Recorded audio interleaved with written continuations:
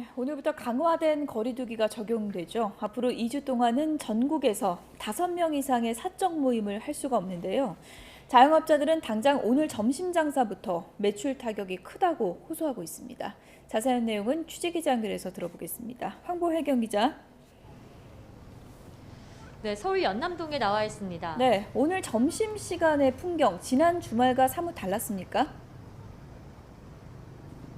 네, 그렇습니다. 제가 점심시간에 이곳 연남동을 돌아다녀 봤는데요. 5명이서 함께 식당에 들어가려다 제지되는 경우도 있었고, 종업원들은 손님들의 접종 완료 여부를 일자까지 꼼꼼히 확인하는 모습이었습니다.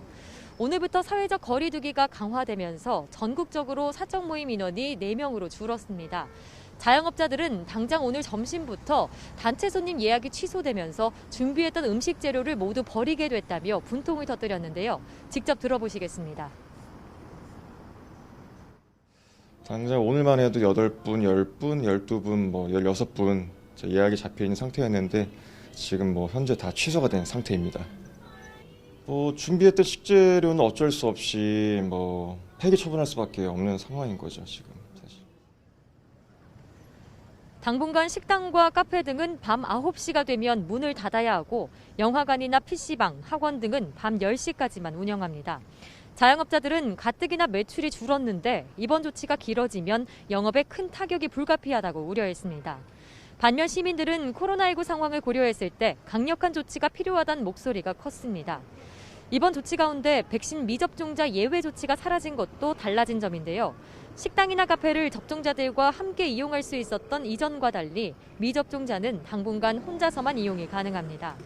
정부는 내년 1월 2일까지 16일 동안 이번 특별 방역 조치를 시행한 뒤 코로나19 유행 상황을 다시 평가한다는 방침입니다. 코로나 확산세도 여전한 상황인데요. 수도권 집단 감염 상황은 어떻습니까? 네, 신규 확진자가 나흘째 7,000명대를 기록한 가운데 수도권 곳곳에서 집단 감염이 발생했습니다. 특히 수도권의 직장이나 학교 등에서 감염이 잇따랐는데요. 먼저 서울 종로구에 있는 학교에서는 지난 11일 처음 확진자가 나온 이후 거주지로도 전파돼 학생과 주민 등 31명이 감염됐습니다.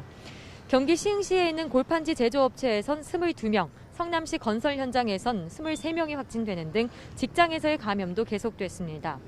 강동구 요양병원에서도 지난 7일 종사자가 처음 확진된 뒤 환자 22명을 포함해 35명이 확진됐습니다.